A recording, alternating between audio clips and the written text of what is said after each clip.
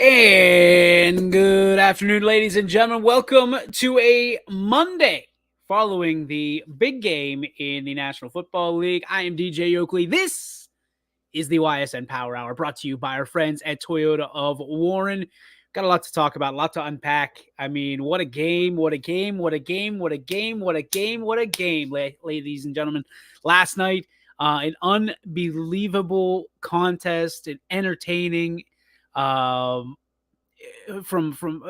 most people, let's start there. Most people thinking that the first half of the game stunk. I was in my glory. I thought it was fantastic. I thought it was, two teams that were very well prepared on defense, to the point where the offense didn't look as powerful as many people thought it would. There's a lot of people that were banging the over on the gambling sites. They were, this is going to be, it's indoor, it's in Las Vegas, this is a show. Defense shows up first half, and then the adjustments. And if you've ever listened to any of my broadcasts, I think one of the biggest things that I can appreciate is second half adjustments for coaches, players to make it. And last night we saw it from one team. We didn't see it from the other team. And that one team that made the adjustments ended up winning the biggest game of the year. So from that standpoint, what else could you want? I loved it. I loved nearly every second of it. My rooting interest was the 49ers. Hang on. There we go. We're going to try to temper this. I'm on got medication. We got the courtesy of one of my favorite people in the world, Diane, who does a great job for us from the financial standpoint, taxes and their things. Hooked up my wife with this tea that is unbelievable. Unfortunately, I haven't got to it yet today. I'm trying to do it at night, so that way it suppresses through the sleep process, so I can sleep a little better. But we're on the mend. We're on the boomerang part of it, coming back. We're going to spend a lot of time, and I want to hear your reaction to the game from yesterday. We're going to talk about the game. We're going to talk about the halftime show. We're going to talk about the advertisements. A lot of the stuff that you've probably watched throughout the day. But I want to get the local, regional kind of aspect to it. We have local guys that are again Super Bowl champions. Coach D'Alessio is back on top. You feel bad for. I mean, I say you feel bad. Most people are going to sit there. Oh, I don't feel bad for professional athletes because they're getting paid millions and millions of dollars. You still feel bad. Yeah, there's an element, like you feel bad for your son or your daughter who goes out in the backyard and shoots hoops for hours and hours and hours on end, and then they lose their championship game. You feel bad. If you've ever lost a championship game, the pit in your stomach, you what it feels like. At least on that stage. To be on the Super Bowl stage with 200 million people. Big game stage. Sorry. Big game. Don't sue me, NFL. Big game stage with 200 million people potentially watching a broadcast, and to come up short. And that's got to be a sinking feeling. That's got to be a very sinking feeling. But, there's a lot of people that have already moved on from 12 to 15, from Brady to Mahomes. And in doing so, they've transferred the greatest of all time from the 7-time Super Bowl champion, 7-time big game champion, to the now 3-time big game champion, Mr. Patrick Mahomes. And I'm a little inquisitive on that. Little inquisitive. I don't know that you can be the greatest of all time when you have not, pardon me, when you have not, here we go. You can't be the greatest of all time if you're not even really, quick math, halfway to the legacy that Tom Brady has left? And not only from a championship standpoint, but everything else that comes with it. The records. We're hearing dynasty. Okay. You've won 3 championships in 6 years. That's awesome. Tip of the cap, right? I mean, that's nothing to sneeze at. And I am no way knocking Patrick Mahomes. I mean, jersey in the closet. I think he is the baby goat, right? You got the big goat, greatest of all time, and you got the baby goat. Like that's Patrick Mahomes. My guy he's getting there. But can we? Why? I guess this is a media thing. Why does the media always have to crown someone? Why can't we just enjoy it? Why can we not just enjoy the ride? Pardon me, that we're going on. Like Patrick Mahomes is 28 years old. He's got another 8 years on his contract. Can we not just enjoy this? I mean, people inevitably are going to hate the Kansas City Chiefs. And they can say as much as they want that they didn't intentionally. Yes, thank you, John. Thank you, John Mercer. Not GOAT yet. I'm really, really intrigued. And I think the media wants to crown the next guy because Tom's gone. Tom's going to be in the booth next year announcing the Super Bowl. There's a lot of people that are going to say, oh, Tom who? Like, the body's not even cold yet, ladies and gentlemen. Tom Brady, and a lot of the people that watch this program, a lot of the people that watch sports in general, is going to be the greatest of all time forever. The same way that Jordan will always be the greatest of all time in some people's eyes, and LeBron in the next generation. It's really interesting, but I think we're way, way, way, way, way, way, way, way premature on saying that Patrick Mahomes is the GOAT. What he's doing is phenomenal. Don't get me wrong. However, Dan Doc and the 49ers didn't finish the mission. Offense stalled crazy that the 49ers were 5-0 at one point in the big game and now are 0-3. Tough. Yeah, I don't agree, or I don't disagree with you, Robert. I think that listen, when you look at the 49ers franchise, you look at what they've had to go through, right? And to kind of jump off of what Switty says, they went 5-0. Those were the Montana and Rice years, obviously with 4 of those, the 5th year being Steve Young. And then you have, I want to say it was, Colin Kaepernick in the first one, where they, correct me if I'm wrong, they had the lead, the lights go out, the electricity goes out in the building, and all of a sudden they lose the lead and lose the game. Ravens win the Super Bowl. The next one, it was the Chiefs, had a 10-point lead in that one, and obviously Mahomes happened, and then obviously what happened last night. So yeah, I mean, some tough breaks. You know, if you're Kyle Shanahan, you've got to be sitting there going, man, I've got the best, arguably, I want to know someone who thinks on paper, other than the stinking Cleveland Browns fans that I always hear this argument, we've got the best team on paper. Well, that's fine, but you lose in the first round. What team is better on paper than the San Francisco 49ers? I'll wait. I mean, I don't know that there is one.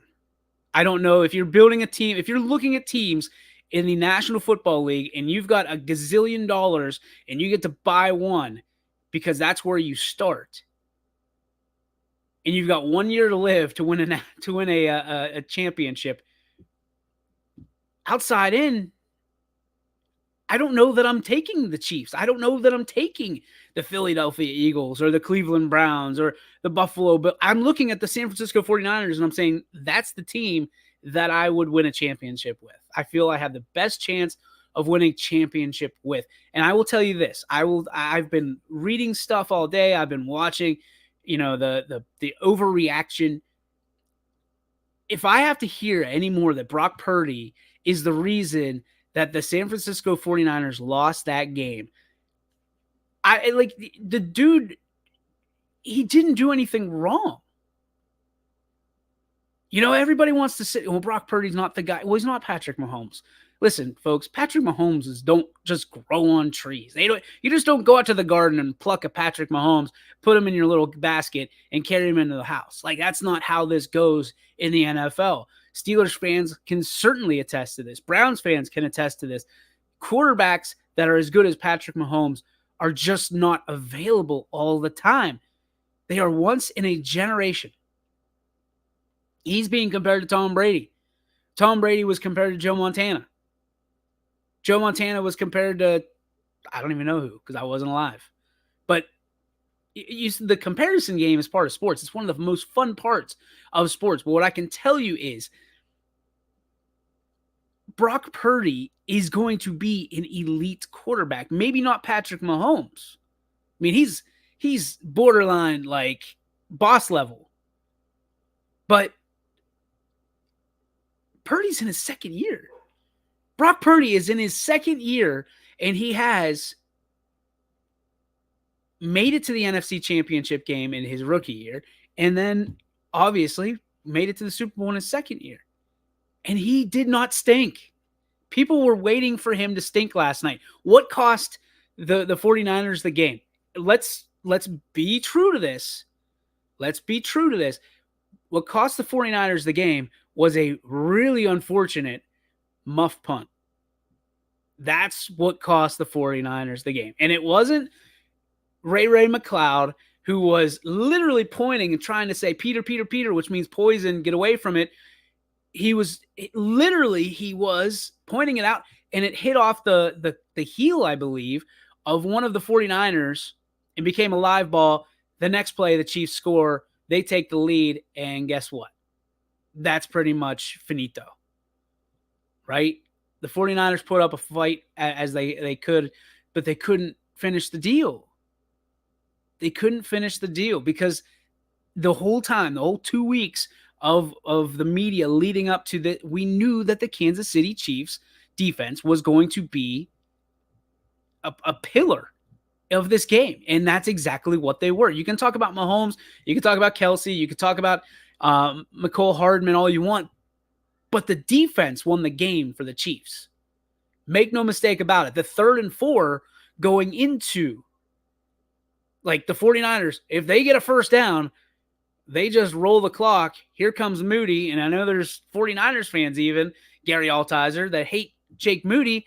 He comes on, he kicks it, good. No. This was not it. This was not it. People that are going to look at the box score are going to look at the block PAT, and they're going to say that was the reason. That wasn't the reason.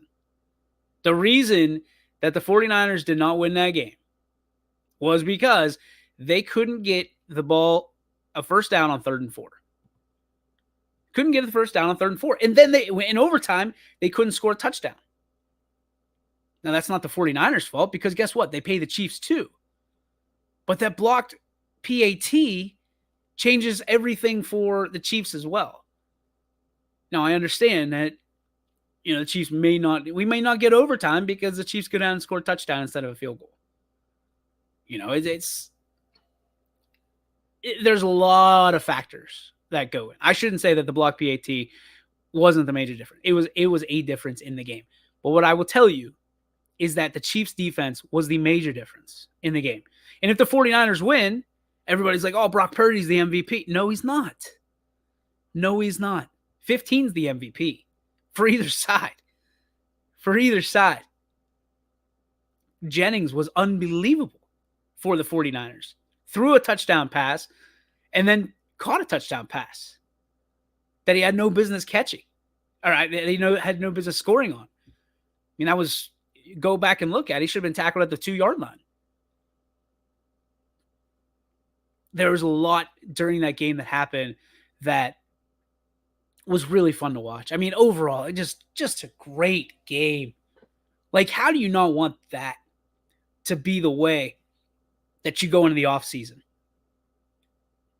How do you not want that to be the way you say that is the greatest game on earth being played? And I love baseball, but my gosh, football is the perfect game. It's the perfect game. The team element to it, the coaching element to it. It takes 3 phases to win a game. Relying on different people, fighting through injuries. You talk about injuries, man. How about Greenlaw last night? Like your heart, if your heart doesn't go out to Greenlaw, I mean, you got to be sick. You got to be absolutely disgusted and just my stomach dropped. And you knew it was an Achilles. That's been the story of the year. The Achilles injuries are through the roof. Just terrible. Just bad. But what a game by the Chiefs. What a game by the 49ers. What an absolute slugfest. How can you not love? And I hear people, oh, NFL's rigged. NFL, okay.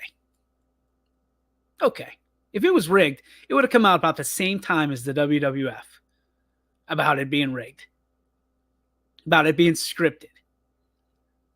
And I'm pretty sure that some of these other guys, I mean, we heard this in 2001 with 9/11. Oh, the NFL is going to push the Patriots.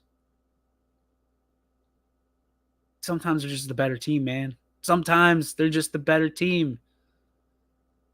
Is there anybody that's watching this right now that can sit here, look themselves in the mirror, and tell themselves that they didn't know when the 49ers kicked that field goal and Patrick Mahomes and company had 75 yards to go to win the Super Bowl, win the big game, that they weren't going to do it? Did you not think that they were going to do it? Those are probably the same people, again, that were just in disbelief that Tom Brady was as good as he absolutely was. That he wasn't going to lead his team down to the other end of the field and either kick the field goal to win a championship or stick it in the end zone, stick it right up your tailpipe. Patrick Mahomes is special. And I hate to tell you, haters out there, so is Travis Kelce when he's double teamed for 80% of the game. But it was the adjustments, again, at halftime that Andy Reid and company did to open up options for Patrick Mahomes in the second half. Patrick Mahomes saying, screw this, I'm running this myself. On a 4th and 1 or 4th and 2, I can't remember what it was, late in the game, I'm taking this myself.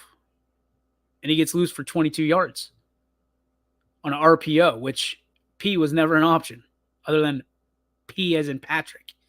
I don't know what the 49ers can do to combat the ghosts that they're going to battle. Because Vegas comes out today and they have the 49ers as the odds-on favorites to win the Super Bowl. And guess who's number 2? The Chiefs. Browns are plus 3,500. Steelers are plus 7,500. So you look at this and you go, is this going to be the Buffalo Bills, sorry Bills fans, and Cowboys every year?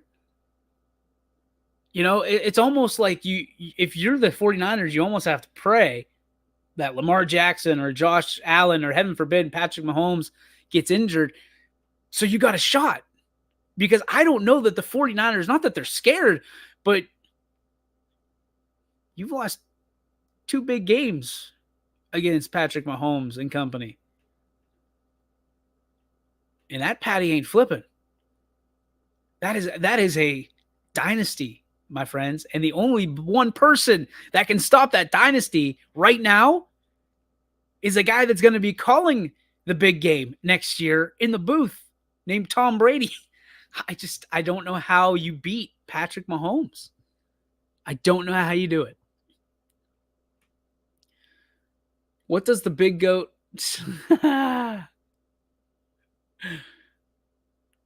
The big goat's bah, bah, like flex, bah, and then little goat's bat, bat, bat. One of those. That's how you do it. That's big goat, little goat. Big goat, little goat. What else we have? Mahomes is the GOAT in the Chiefs organization. I 100% agree with that. 100%. That is a legitimate fact. Post it up on the nameplate. I mean, that's legit. I don't think you can argue with that. There's nobody that will ever... I shouldn't say ever, because forever is a long time. But yes, in the Chiefs organization, if Patrick Mahomes isn't deemed the greatest of all time at this point in his career, I'm with you. Crazy, the over-under was 47.5, and it was 47 on the dot. Vegas loved Vegas. The books lost money, Switty. The books lost a lot of money. According to everything that I read today and everything that I've heard, they were really hoping that the 49ers were going to pull this out, because all the money was going to the Chiefs, like 75% or something along those lines of money was going to the Chiefs. There was a lot of people that were loving the Chiefs being the underdog. And I get it. I bet the 49ers. I'm not going to lie to you. Not my greatest bet, but I thought, you know what? All the money's over here. Slip in. No. Didn't go my way. And that's all right. It's one of those things where you don't bet more than you can lose. But here's the other thing. Here is the one thing that bothers me about this, not the comment, Switty, but the way that the game goes down. They should have to kick that extra point. You could probably guess what I bet. They should have to kick that extra point. I know the game's over, right? But in baseball, correct me if I'm wrong, if it's a tie game, let's say it's 4-4, bottom of the ninth, dude hits a grand slam. What's the final score? 8-4. That's your final. You count all the runs. The extra point should be mandatory. Tell me where I'm crazy on this. Tell me where I'm nuts. And if you don't want to send anybody out there to kick it, like, fine, if you're the defense. But the offense should have to perform the play. You have to do it at the end of halftime, or at the going into halftime, I should say, because the game's not over.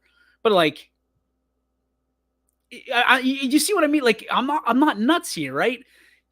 Kick the extra point. And I know it. Oh, that's self-serving. Oh, he bet the over. He's just trying. I honestly, I didn't know the overtime rules. I didn't know the new overtime rules. So, like, when they were saying that the 49ers didn't know like, I'm watching the clock tick down. I'm like, oh boy, they're playing with some brass cojones on this one. And it wouldn't have mattered if that was an incomplete pass. You just start over with a second quarter of overtime. I mean, I don't know why even have a clock at that point, but don't know why they didn't kick the extra point. Everyone is beatable, even the GOAT. Yeah, beatable, Britt. I 100% I agree. But until proven otherwise, he's pretty hard to beat. Like very, very hard to beat when it comes to playoff scenarios. I mean, like built for this. 3 rings. Dude's been in the league 6 years. 5 sorry me. 5 years, 6. I don't even know. Like I've had so many numbers jumbled. I mean, I thought it was bad in the 2 weeks leading up to the game. The what do we got here? 12 hours, 15 hours or so. And I've been sleeping for 6 of them. Like the numbers. High frequency stuff. Trying to keep them all straight. Yeah, he's beatable. You're right. But my dude is tough to beat. My dude is tough to beat. And I think I heard it said by one pundit today, the only person that potentially can beat Patrick Mahomes is Patrick Mahomes. We saw a really bad interception. We saw the team blowing up, which we're going to talk about here very quickly here, next little segment. Those are the teams. I mean, you see that stuff on ESPN. You see that stuff all over the news, and you go, well, that's why they lost. That's why they lost. They're yelling at each other on the sideline. And they're out of sorts. The pressure's too much. I mean, a great question from Channel 21 on Friday. They asked me, do you think that not the pressure, but do you think that there's too many distractions? When Lindsey McCoy asked me that, I kind of caught me off guard, and I was like, huh. Yeah, I mean, you got to be a professional, right? But you look at what Mahomes went through. You look at the Swift stuff. You look at, I mean, there's a lot of stuff going on for one side, and the 49ers just kind of camped out. I mean, it was like, we're going to just stay away from all of this, make sure that we don't stir up anything. Kyle Shanahan, I thought, did a phenomenal job of staying out of the spotlight. But yeah, I think that it was really interesting. Just a lot of dynamics. All right, let's here we go. Here it is. Okay, so let's get to here. Dave Balestrino says, how do you feel about the Kelce pushing of Reed? And here's what I'm going to tell you. There's a lot of people. And listen, and I'm not, I saw this a lot last night. So if I step over bounds here and you think that I'm coming at you, trust me, I'm not. This is my personal opinion. I got fired up. I did when Travis Kelce came over and he pushed Andy Reid. And it looked worse, I think, guys, than it really was after seeing it about 30, 40 times now.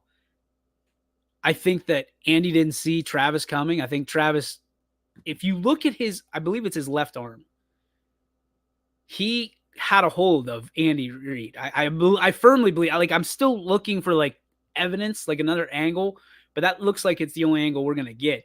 It looked like Kelce had Andy Reid's arm and he just stunned him, caught him off balance.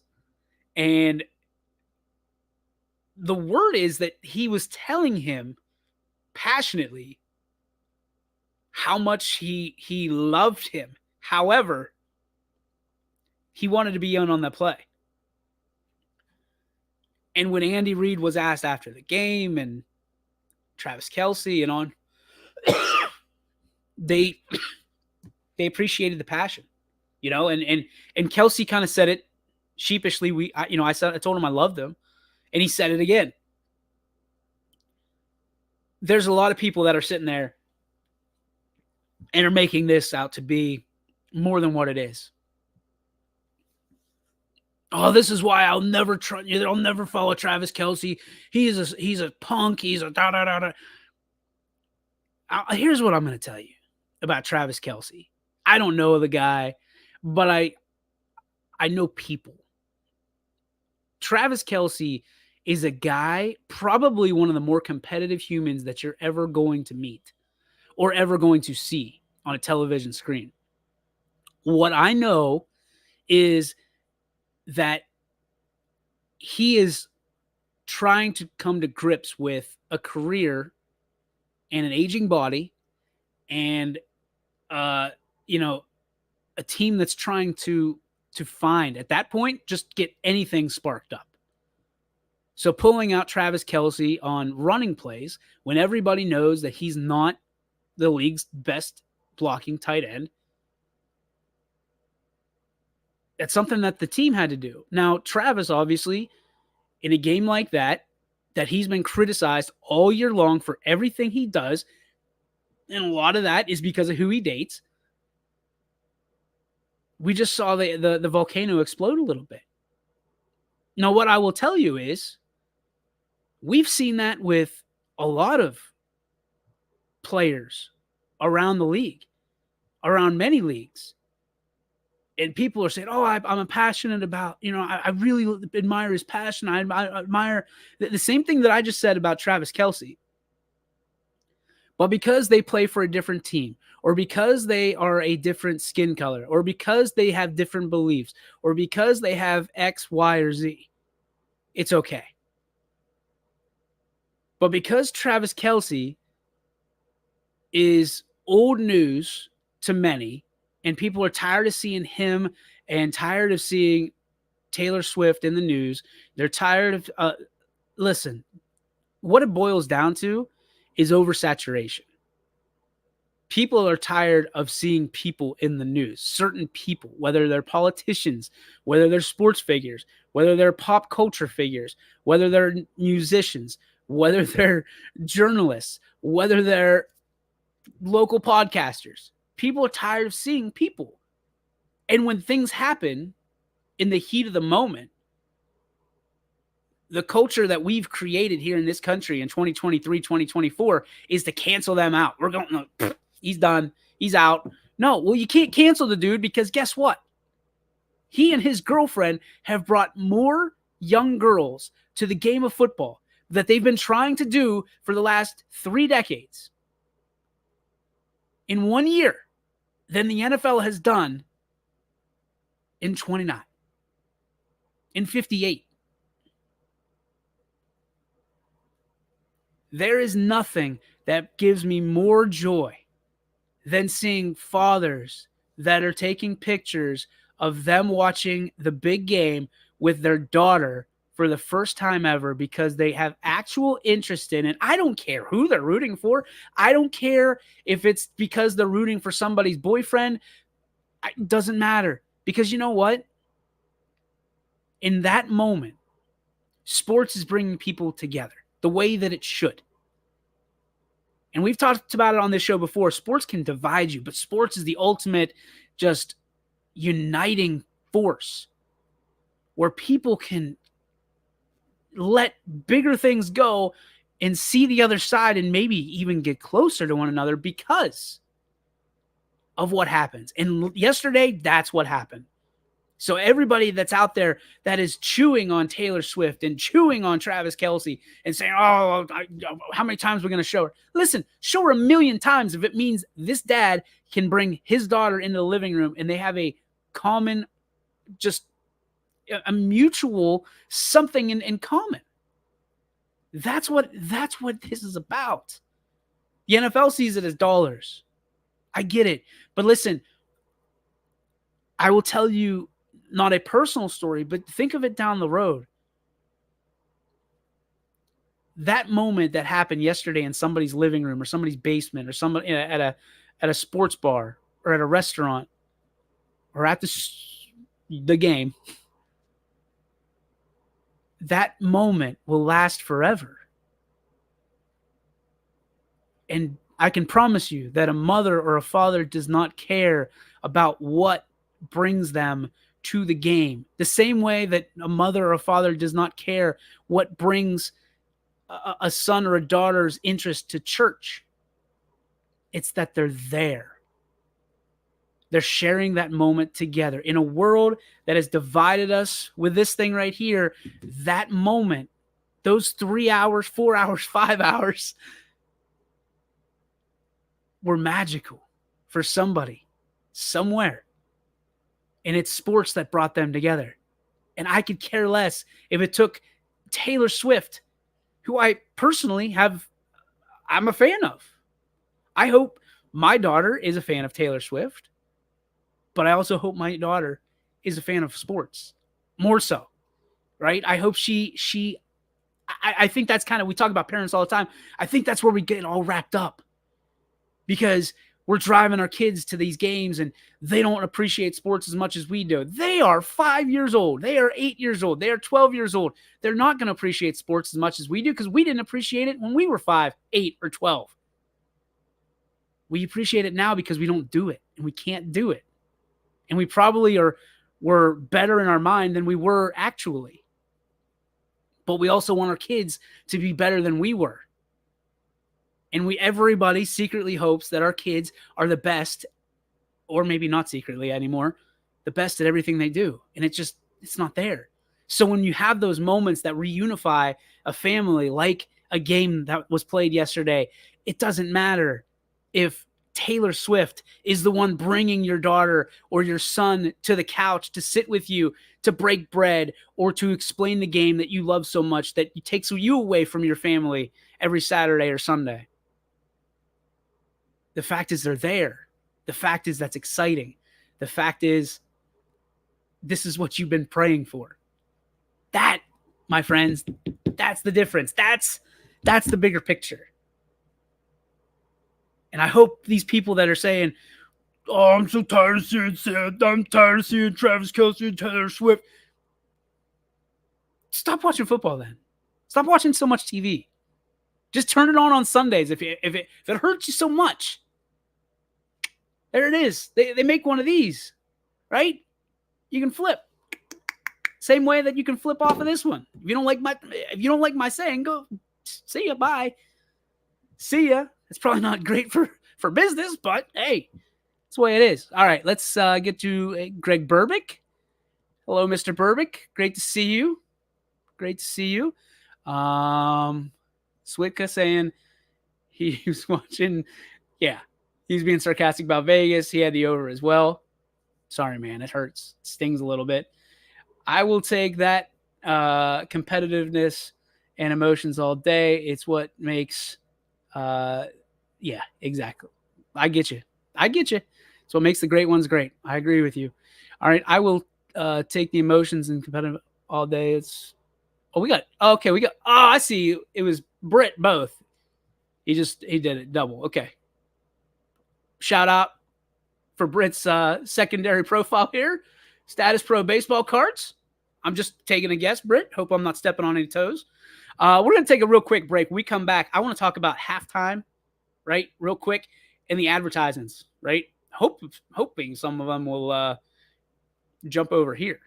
Come on over, baby. Because we're going to pay some bills with our advertisements right now. And one of them being one of my personal favorites, and should be yours too, because they sponsor this show each and every day and make it possible for you.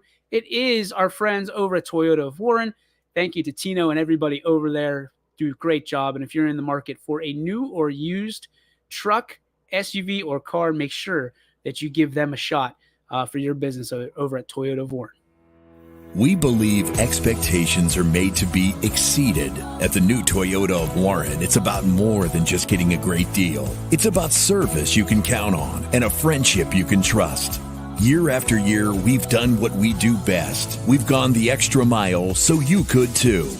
Because we know it's just not about buying a new car. It's the start of a new adventure. Toyota of Warren, driven by you. It means the world to me to know that what we're doing is impacting people. And whether it's simply, I got to watch my son or daughter when I was out of town, or we just love watching YSN. We love what you do for our son or daughter. So whenever someone says thank you, or someone is appreciative of what we're doing, it tells me everyone at Ysn is doing what we initially set out to do, which is shine a light on these athletes and help them kind of promote themselves. My name is Anthony Hartwig, and my sports network is your sports network. And welcome back to the Ysn Power Hour. Thanks to Anthony. Anthony, for all of those who don't know, one of the biggest Chiefs fans that you're ever going to find. Second, maybe only, to my buddy Josh Tedesco, and two guys I absolutely love. That's why I can't bust their chops too much about loving on the Chiefs, because they will root for their Chiefs come hell or high water. Josh, probably the biggest smartass you'll ever meet, but also one of the greatest hearts that you'll ever find. And Anthony, I mean, what else can I say about my little friend, my little brother? So, congratulations to both of you guys on your team winning their fourth championship, and probably not their last. Probably not their last. Let's get to some comments here. Britt saying, "Yep," being that he's got his secondary. Here, we give another shout out. Status Pro baseball cards. My good buddy Britt Taylor, one of the OGs of YSN. Dave Balestrino, Devil's Advocate. If that was a high school player or college, would you feel differently? Man, that's a good question, Davey.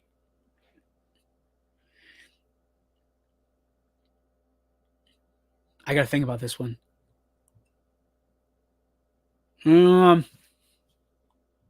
I think right now at 3:45 p.m.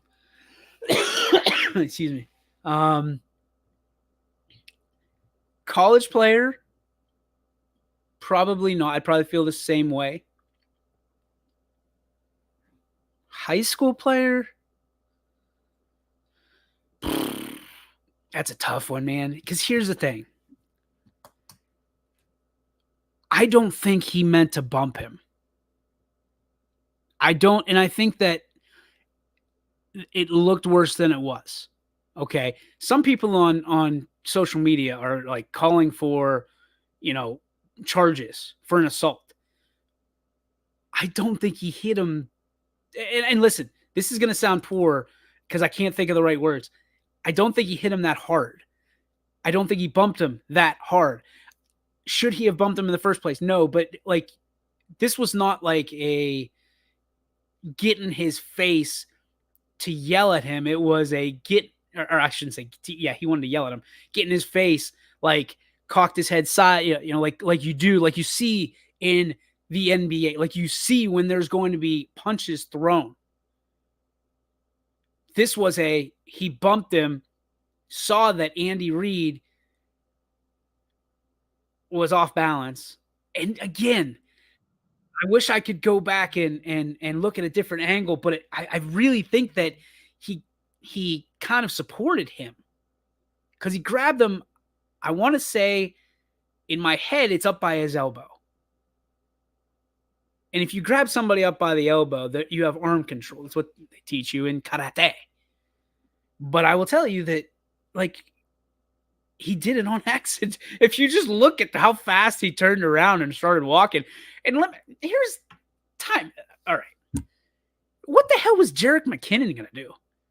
What, like, he's holding on to Gronk. He looked like a toddler getting a piggyback ride. Like, what are you gonna do to Kelsey? I think I said Gronk. What are you gonna do to Kelsey? What are you gonna do to him? There's like nothing, absolutely nothing. Like you're gonna hold him back. Like you can't even play with the cats on the field. You're no way, no chance, no chance. All right, Sorrell says, no, never at the high school level or EPYSA. That's tough, Sorrell. That's tough because coaches are always saying the kids don't care anymore. So if they care, are they not allowed to speak their opinion? And sometimes your opinion is going to be one that's going to be voiced. and probably voiced with a little bit of bass in it. I'm not advocating for kids yelling and student athletes yelling at their coaches. What I'm advocating for is, because listen, don't you think Andy Reid would have had a problem with it? Andy Reid's never had a problem with barking back at somebody. As a matter of fact, I would argue that he probably agreed with Travis Kelce at that point. Given body language, and that's something that I watch, look at the body language between both of them. Usually it's the coaches that are giving it, right?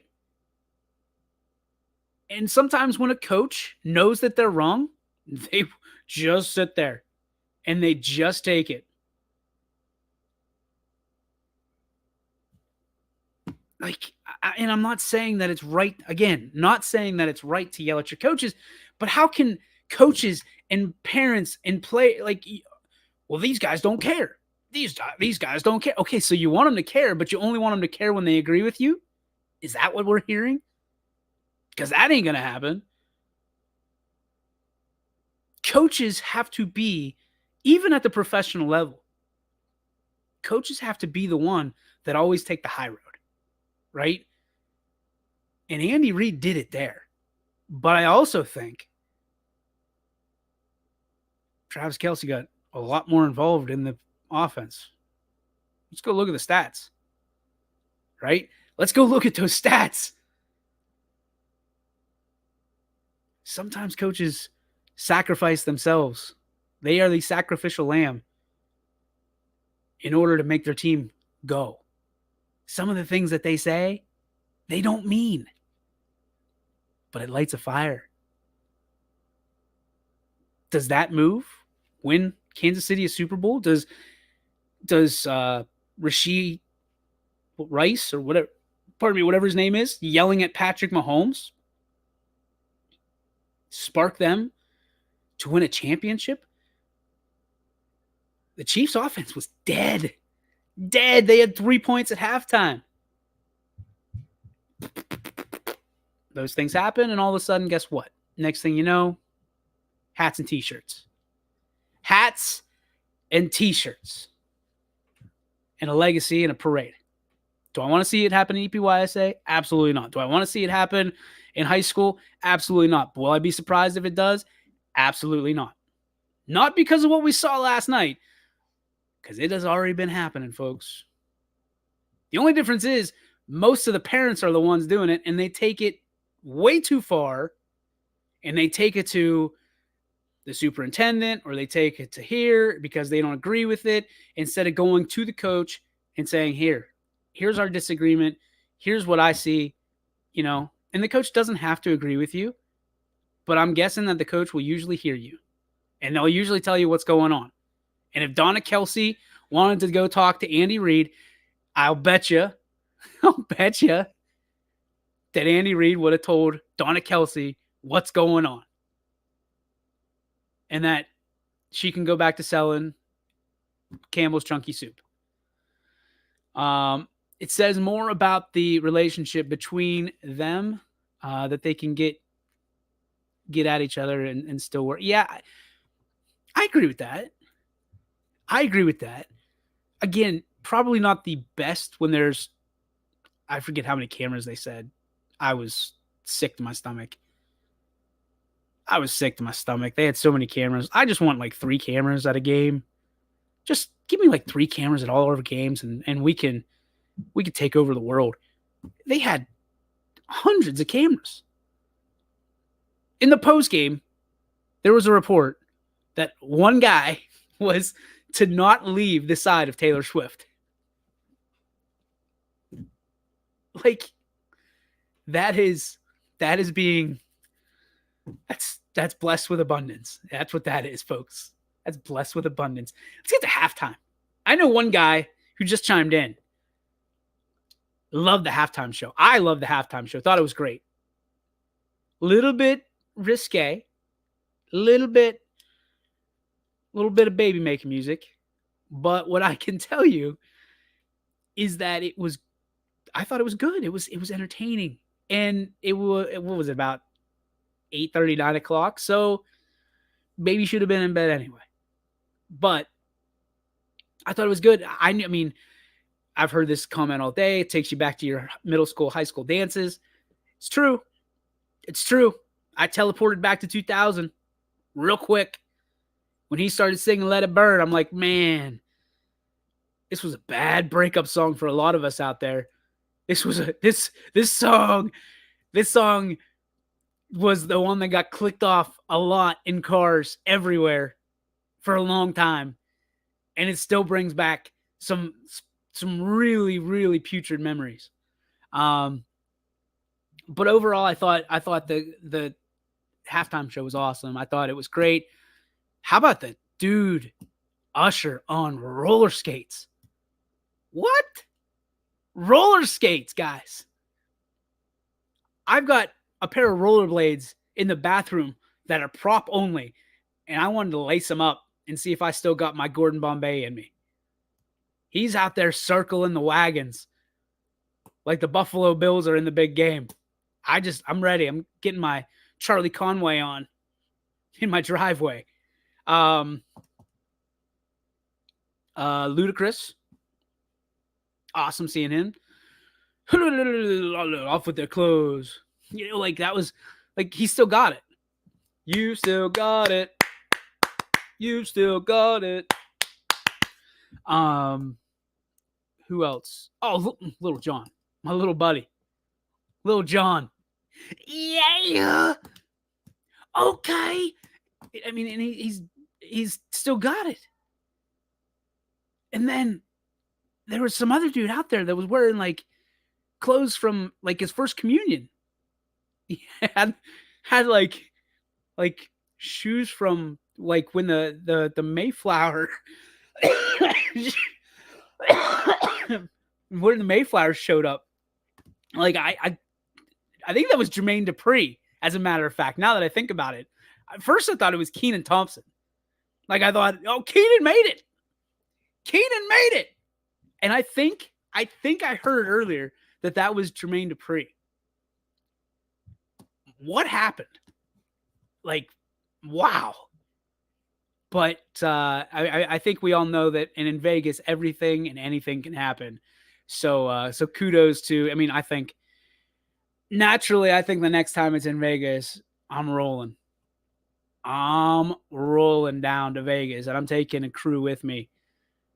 Sound effects are on point. That was I knew it. That was Kenan Thompson, man. I'm telling you. Run the tape back. There was probably a refrigerator somewhere he was talking to. Chill out, refrigerator. Yeah, I've been working. Listen, Dave, when I get my voice back with none of this in it, right? This whatever's inside of, I shouldn't say that. That'll be cut out. Nope. Whatever this congestion is, wait till you like my impression game is good. Good. It is good. Nobody knows. There's a few people that know about my impression game. And it is soon to be one of the strengths of this telecast every day. I can promise you that. People like impressions. Sometimes they're not good. I got to work on them a little bit. Sometimes they're great. Sometimes they're huge. All right. What else were we going to talk? Okay, we talked about the halftime show. The ads. Okay. I need you guys to help me out with this one. Best advertisement you saw last night, Dunkin' Donuts for me. And it came early and it didn't run again. I thought that was the best advertisement all game long. Wait a minute. Halftime. Did anybody else see the dude like right at the beginning of the Usher? Like, and they like launched him.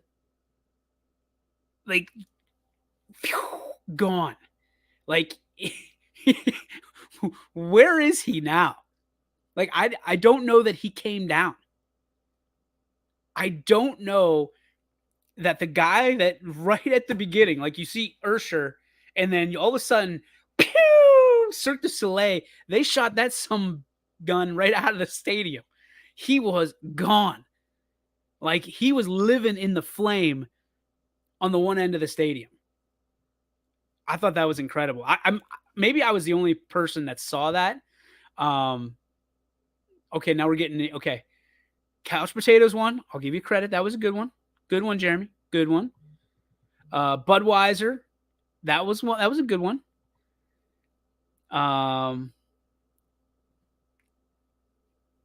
Yeah. Okay. Now I sound like Little John. Sammy, I am glad you said that because Temu is apparently how you pronounce it. We've all been saying Temu because it is the world's worst website. And like it's $7 million per Super Bowl ad. They had 4 ads. They had 4 ads. Second, I guess first, they had more ads than Jesus. Literally.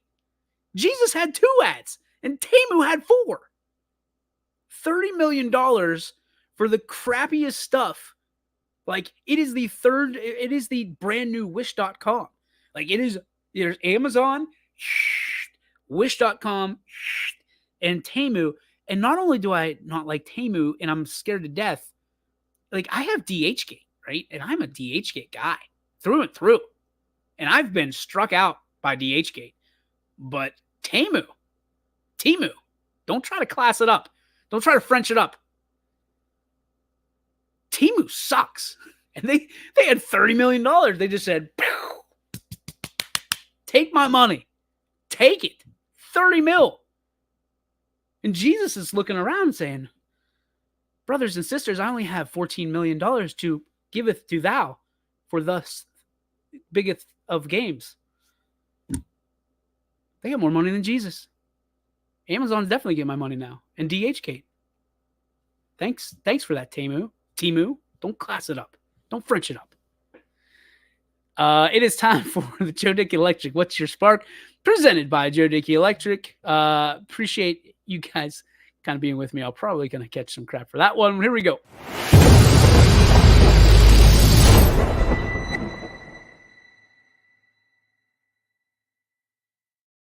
It's the Joe Dickey Electric. What's your spark? And I have... But Sam, I can't get rid of your comment, man. This is driving me nuts. There we go. Go on. All right. The Joe Dickey Electric, What's Your Spark? Presented by our friends over at DickeyElectric.com. Make sure that if you are in the electrical market, if you need anything done with your electrical, even just a screw in a light bulb, make sure you call our friends or visit the website, DickeyElectric.com. Tell them your sports network sent you. Don't tell them anything about Temu. Nothing. They got 30 mil to throw on Super Bowl ads. Damn it. Big game ads. They don't need any of your money. Temu. Dickey Electric, good people, working hard, screwing in light bulbs, plugging in things, making sure you can plug in things. Go to them. My spark is we weren't allowed to know about the streakers that were at this big game. I'm son of a gun. I hate it. But the big game streakers, there were 2 of them, and we're not allowed to know about them. And usually you're taught in the broadcasting world to not even acknowledge it. But here comes Romo Stradamus, right? Alluding to it. The cameras aren't going to go to them because they don't want free advertising. They don't want copycats. They got 2 of them. But Romo Stradamus, Tony Romo, dude's talking about it, like giving play-by-play of the streakers. Well, Jim, they're not really streakers because they only got their shirt off, but there's something written on it. I can't really see and make it out. What is it? Shut up, Tony. Shut up. Like, either show them and give them the credibility of never being able to go back to Allegiant Stadium, or don't even bring it up. Because there's somebody in his ear. Because he even acknowledged it. Yeah, we're not supposed to be talking about it, though. Then shut up. Like, I don't know. I'm out on Romo, guys. I'm out. I'm out. I'm out on him. Dude's never been to a Super Bowl, but he knows better than Brock Purdy and Patrick Mahomes. Dude has never, ever been like it is. His chest said YSN, I heard. I hope so. I hope so. I do a bad enough job jumping on these network television stations with my YSN and I hear about it, right? Oh, that Yoakley kid. Oh, he's all about himself. All he ever does is wear YSN. Folks, all he ever do is wear YSN and high school gear anyway. Like, it's not anything new. If you know me, I can open up that closet and show you 365 jerseys. In fact, that's probably what I'm going to do moving forward, is wear jerseys and YSN, and that's it. It's not a stretch from my big wardrobe, right? Not a stretch. But hey, that's what I'm going to say. That's going to do it for the show today. Thanks to everybody for tuning in. Appreciate you so much. We will see you tomorrow. Tomorrow, Danny Bertolini joins us from YSU Baseball. We're going to talk about the season that starts this weekend at Texas State. YSN being your official home for YSU Baseball. We might have some good news. We have to make some calls, but nonetheless, Danny Bertolini will join us tomorrow right here on the Ysn Power Hour. Hope you guys have a great day. Enjoy your evening. God bless you. God bless America. And God bless your sports network. We'll see you tomorrow, 3 to 4, right here on YSN. Peace. YSN thanks you for watching